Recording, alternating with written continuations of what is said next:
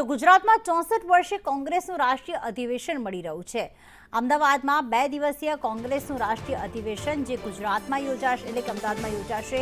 આજે કોંગ્રેસના અધિવેશનની પ્રથમ બેઠક મળશે। સરદાર સ્મારક ખાતે વર્કિંગ કમિટીની આ બેઠક મળવા જઈ રહી છે। બેઠકમાં દેશની હાલની પરિસ્થિતિ પર મંથન કરવામાં આવશે। સીડબ્લ્યુસી બેઠકમાં કોંગ્રેસના દિગ્ગજ નેતાઓ હાજરી આપશે। સોનિયા ગાંધી છે, રાહુલ ગાંધી છે, પ્રિયંકા ગાંધી સીડબ્લ્યુસીની બેઠકમાં હાજર રહેશે।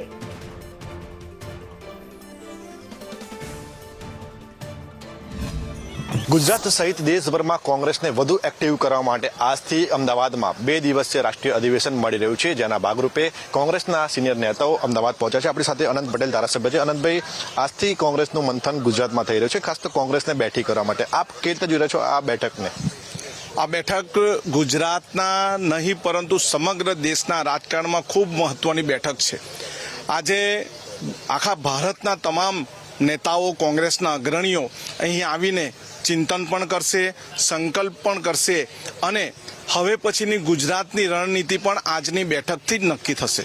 બિલકુલ, ખાસ તો ચિંતન કરવાની તો ખૂબ જરૂર છે, પરંતુ જે સંકલ્પની વાત છે, કયા પ્રકારના સંકલ્પ લેવાની જરૂર છે જેથી કરીને આગામી દિવસોમાં ન માત્ર ગુજરાત કોંગ્રેસ પરંતુ દેશભરમાં કોંગ્રેસને ફાયદો થાય?